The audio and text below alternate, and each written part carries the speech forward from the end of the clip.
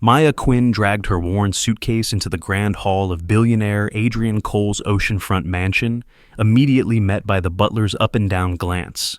A cheap nanny only babysits don't dream of doing medical work. In the corner, little Iris Cole sat motionless in her wheelchair, her eyes vacant, surrounded by the weary whispers of former nannies about nerve damage that can't be fixed. Maya stayed silent, but her gaze swept over the medication patch on the back of the girl's neck and the rigid braces binding her legs. Less than an hour later, in the child's private room, Maya observed gently press the sole of Iris's foot and smiled faintly. "Your legs are still awake.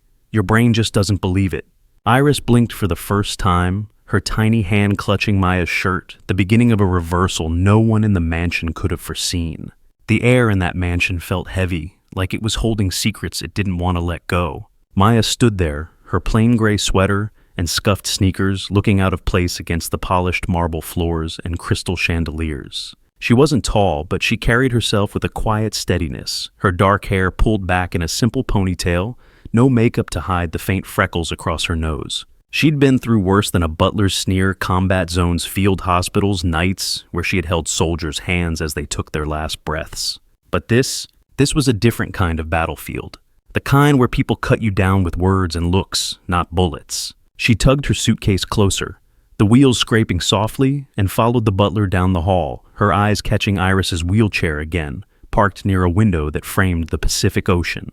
Before we go further, if this story's hitting you, maybe you felt that kind of judgment, that sting of being underestimated. Could you do me a favor? Grab your phone, give this video drop a comment below about what's resonating, and hit that subscribe button.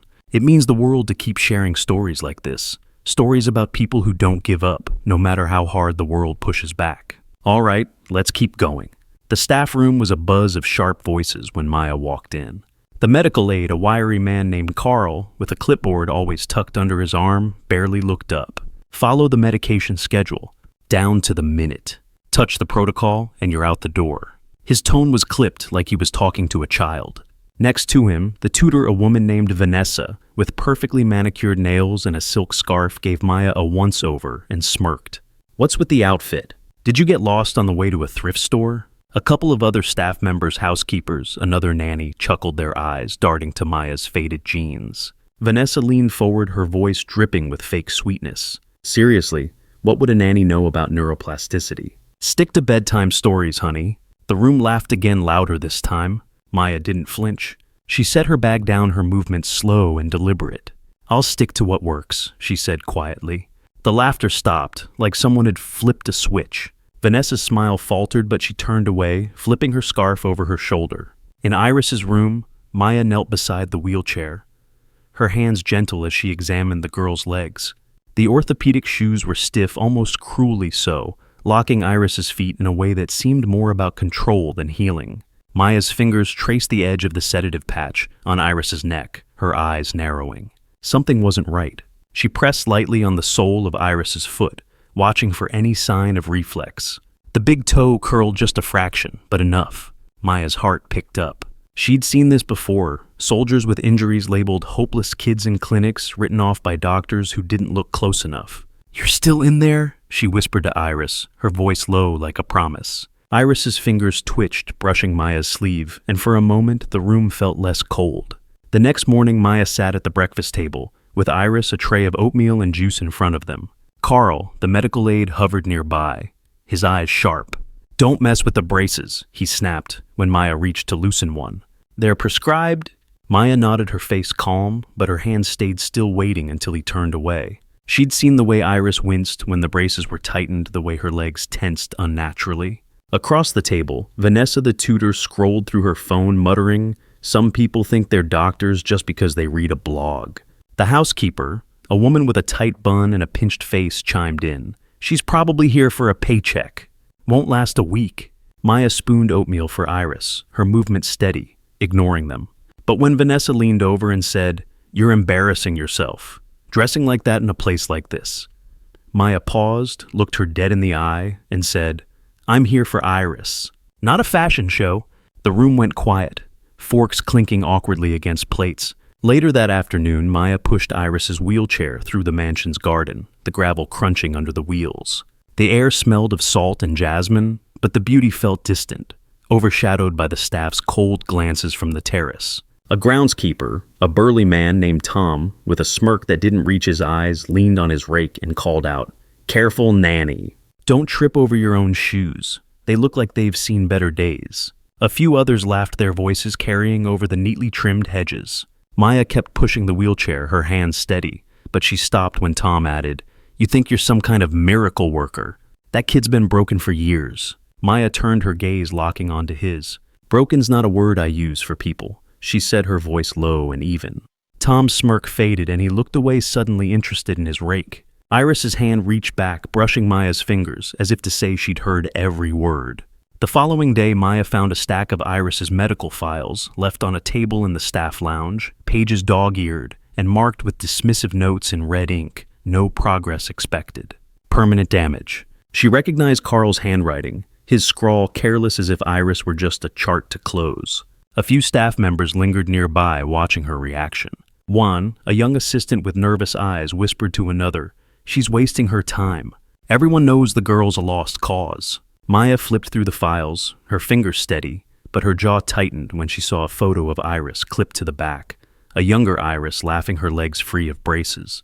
She tucked the photo into her pocket, her face unreadable, and walked out, leaving the files behind. The assistant's whisper followed her, "She's delusional." But Maya's steps didn't falter, and she headed straight to Iris's room, the photo burning a hole in her pocket. That night, something shifted. Maya was reading to Iris, her voice soft over the pages of a worn picture book, when the girl's breathing changed. It got shallow fast. Her skin was clammy, her pupils tiny pinpoints. Maya's training kicked in. She'd seen this in the field: soldiers overdosed on pain meds, kids in clinics given the wrong dose. She laid Iris on her side, dimmed the lights, and pressed firmly on the girl's shoulders, grounding her. "Stay with me, Iris," she murmured, her voice steady but urgent. She ripped the sedative patch off, checking the dosage stamp way too high. She grabbed an oximeter from her bag, cursing under her breath. When the butler, a man named Harold with a permanent frown, hesitated to unlock the medical cabinet.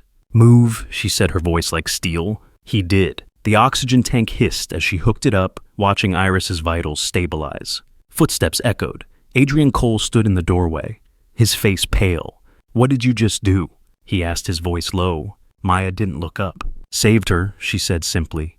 The next day, the mansion was a storm of whispers. Adrian's Aunt Lorraine, a woman with diamond earrings and a voice like a whip, cornered Maya in the hallway.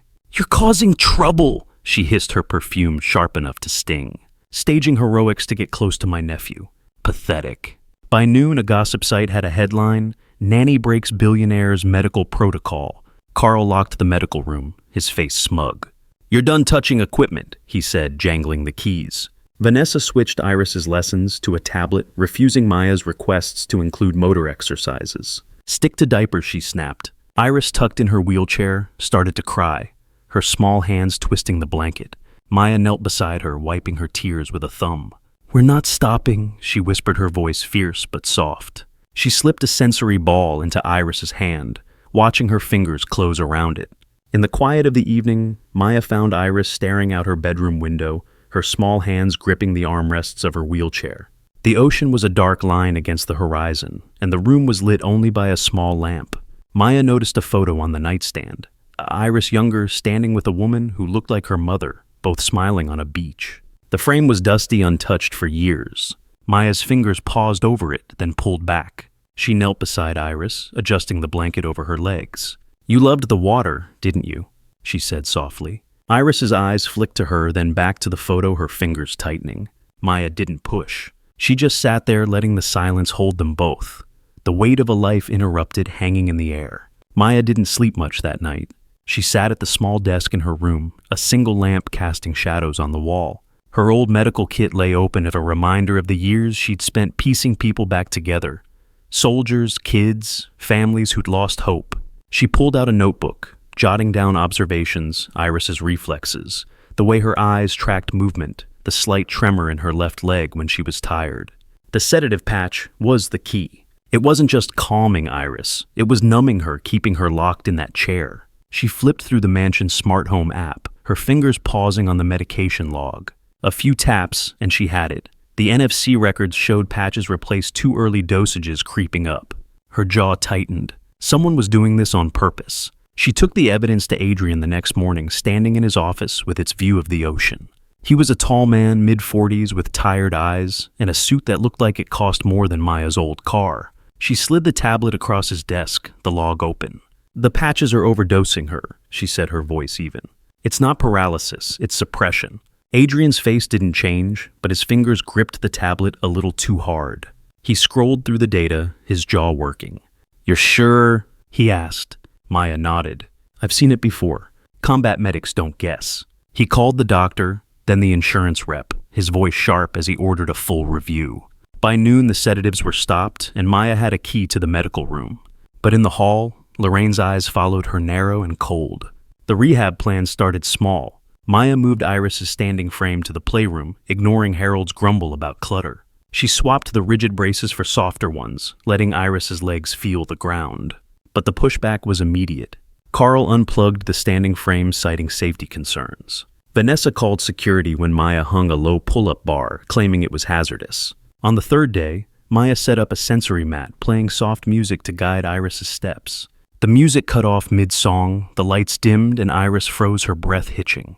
Maya smelled mint faint but unmistakable on the napkin Iris clutched. She checked the kitchen cameras later, her heart sinking as she watched Lorraine hand Iris that napkin, her smile too tight. In the staff dining room the next day, the tension was thick enough to choke on. Lorraine sat at the head of the table, her diamond earrings catching the light as she sipped her coffee. She didn't look at Maya directly, but her voice carried across the room. "Some people think they can play hero and get a fat paycheck," she said loud enough for everyone to hear. The other staff members glanced at Maya, their eyes darting away when she looked back.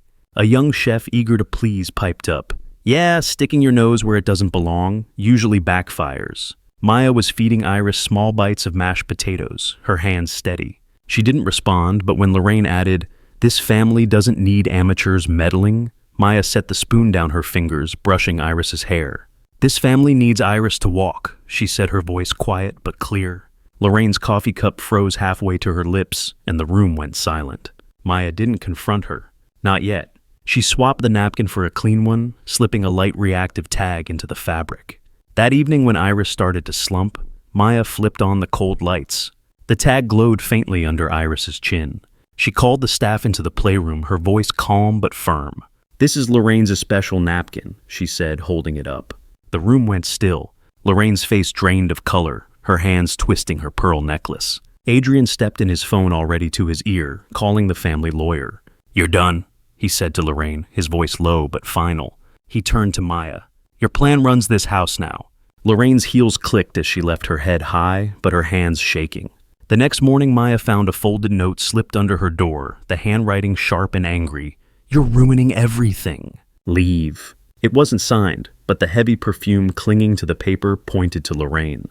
Maya tucked it into her pocket, her face unreadable, and went to Iris's room. The girl was awake, her eyes brighter than usual, clutching a small stuffed rabbit. Maya sat on the edge of the bed, adjusting the sensory tape on Iris's calves. "Someone's feeling strong today," she said, her voice warm. Iris's fingers tightened on the rabbit, and she nodded, a tiny smile breaking through. Maya didn't mention the note, but her eyes scanned the room, lingering on the locked window, the security camera blinking in the corner. She wasn't just fighting for Iris, now she was watching her back. The media didn't let up. A blurry clip of Iris lifting her foot an inch off the ground hit the internet, and the comments were brutal. Camera trick 1 said, "Placebo nanny," another sneered. A hashtag fake nanny started trending. The wheelchair sponsor sent a legal threat accusing Maya of defaming their product. Adrian met her in the hall, his face drawn. "Can you handle this?" he asked. Maya didn't hesitate. "Give me 21 days, she said, her voice steady. No interruptions. He nodded, and for the first time, there was something like trust in his eyes. Maya went back to Iris, her hands already moving to the sensory mat, her voice low and focused. One evening, as Maya was helping Iris practice standing, a delivery man arrived at the mansion, his cap pulled low. He handed Maya a package labeled urgent medical supplies. But when she opened it, it was just a stack of old magazines, each with a sticky note, "Know your place." The delivery slip had no sender, but the handwriting matched the note from before. Maya's jaw tightened, but she didn't flinch. She carried the box to the trash, her steps deliberate, and went back to Iris, who was gripping the standing frame, her knuckles white. "Keep going, kiddo," Maya said, her voice steady. She didn't tell Iris about the package, but she moved the standing frame closer to the window, where the light was brighter, and hummed a soft tune to keep Iris focused. Every morning Maya woke Iris at dawn. She brushed her skin with a soft cloth, waking up the nerves. She pressed on her shoulders, rocked her gently to stimulate her balance. A metronome ticked at 72 beats per minute, guiding Iris's movements. Maya taped her calves with neuromuscular tape, swapped the heavy braces for thin-soled shoes that let Iris feel the ground. "Look at me," Maya said, each time her voice a quiet anchor. "Step. Touch. Press." Iris's legs shook, but she didn't fall. On day 10, she stood for 30 seconds, her hands gripping Maya's. On day 15, she took a wobbly step, her eyes wide with fear and something else, hope. Maya kept her voice steady, but her hands trembled as she steadied Iris. During a quiet afternoon, Maya noticed Harold the butler lingering in the doorway of the playroom, his usual frown softer than usual. He held a tray of juice and cookies, setting it down without a word. Maya glanced at him expecting a jab, but he just nodded toward Iris, who was tracing shapes on the sensory mat with her foot. "She looks different," he said, his voice gruff. Maya didn't smile, just kept her eyes on Iris. "She's always been strong," she said. Harold shifted his polished shoes, scuffing the floor, and walked away. Later, Maya found a small key on the tray access to the equipment storage. No note, no explanation, just a quiet shift in the air like the mansion itself was starting to root for them. The staff started to change. Harold stopped sneering and started lingering, watching Iris's progress with a frown that wasn't quite a frown anymore. Vanessa's lessons got quieter, her tablet set aside, as she watched Iris shuffle across the mat. Even Carl the aide started unlocking the medical room without being asked. But the outside world kept pushing. The media called Maya a lucky nanny, said Iris's progress was a fluke. Lorraine's friends spread rumors whispering about opportunists and staged miracles. Maya ignored it all, her focus on Iris's tiny steps, the way her fingers curled when she laughed. One afternoon, as Maya adjusted Iris's sensory shoes, a sleek black car pulled up outside the mansion, its engine purring softly. The driver, a man in a tailored suit with a cold smile, stepped out and handed Maya an envelope marked "Confidential." Inside was a single sheet, a letter from a rival medical firm offering her a job to leave the Cole estate immediately. The salary was triple what she made now. The driver leaned in, his voice low. "Smart people know when to walk away," he said, glancing at Iris. Maya folded the letter, her hands steady, and handed it back. "I'm not here for smart," she said, her eyes locked on his. "I'm here for her." The driver's smile faded, and he drove off without another word. Maya turned back to Iris, her voice soft. "Let's try another step." One night, Maya overheard a phone call in the hallway. Vanessa, her voice low and sharp, talking to someone outside the mansion. "She's got Adrian wrapped around her finger," she hissed. "If she keeps this up, we're all replaceable." Maya stood just out of sight, her back against the wall, her breathing slow. She didn't move, didn't make a sound, but her hand tightened around the small notebook in her pocket where she'd been tracking Iris's progress. The next morning, Vanessa's tablet was glitching, her lessons canceled for the day. Maya didn't say a word, just set up a new game for Iris, using a softball to roll across the mat, her voice steady as she guided the girl's movements. On day 21, the mansion was quiet, the morning light soft through the windows. Maya knelt in front of Iris, her hands steady on the girl's shoulders. "You've got this," she said, her voice barely above a whisper. Iris looked at her, her eyes bright, and took a step. Then another. The room seemed to hold its breath. Iris's legs wobbled, tears streaming down her face, but she kept going 3 steps forward. Adrian burst through the door, his face crumpling as he dropped to his knees, catching Iris in his arms. The staff stood frozen, some crying, some covering their mouths. Maya stepped back. Her hands clasped her face, calm, but her eyes shining. That afternoon, a small crowd gathered in the playroom. Staff, a few family friends, even the groundskeeper, Tom, who stood awkwardly in the back. Iris stood again this time, holding a single crutch, her steps slow but sure. The room was silent, every eye on her. Maya stood to the side, her arms crossed her face, unreadable. When Iris reached the end of the mat, she turned, her small face breaking into a grin. The crowd clapped, a few cheers breaking through. Tom looked down, his hands stuffed in his pockets, and muttered, "Didn't think she had it in her." Maya caught his eye, her gaze steady. She always did, she said, and turned back to Iris, adjusting the crutch with a gentle hand.